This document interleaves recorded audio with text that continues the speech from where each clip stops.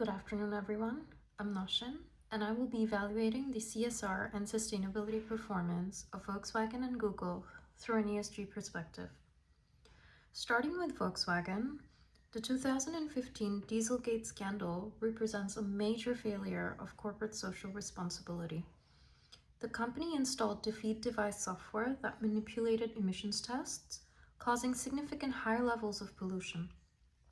This created substantial environmental and public health consequences. From an ESG perspective, the Volkswagen failed in both the environmental and governance dimensions. Environmentally, emissions were deliberately manipulated. The scandal exposed weak board oversight, ineffective compliance systems, and a culture that prioritized performance targets over ethical conduct. From the social lens, customers lost trust in the brand, employees experienced reputational stigma, and investors suffered major financial losses due to fines, settlements, and declining market value. This demonstrates that poor ESG practices increase strategic risk and weaken long-term organizational resilience. In contrast, Google's 2017 diversity controversy involved the social dimension of ESG.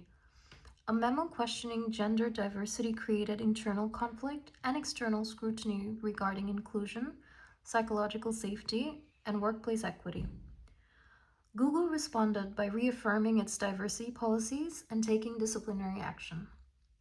The key takeaway from both these cases is that sustainable organizations are not only built on profitability, but also on ethical accountability, consistent communication, and stakeholder trust. This slide links management theory to the two real-world cases.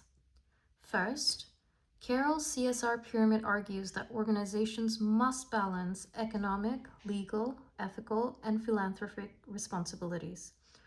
Volkswagen focused heavily on profitability and market dominance, while it neglected its legal and ethical obligations through deliberate deception. Google, by contrast, attempted to align its diversity commitments with organizational practice, although its responses remained subject to public debate.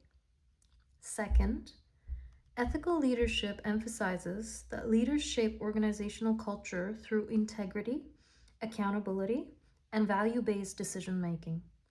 Volkswagen's leadership environment allowed unethical behavior to become normalized, whereas Google's leadership sought to reinforce inclusion and organizational values.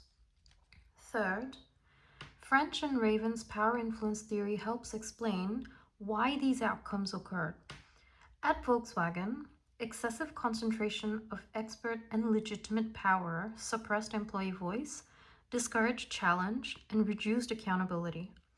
At Google, legitimate power was exercised through workplace policies, whilst coercive power was used through disciplinary action to reinforce expected behavior. The managerial implications are clear. Organizations must strengthen governance and compliance systems, promote ethical leadership and psychological safety, integrate ESG principles into strategic decisions, and ensure that organizational values are consistently reflected in workplace behavior.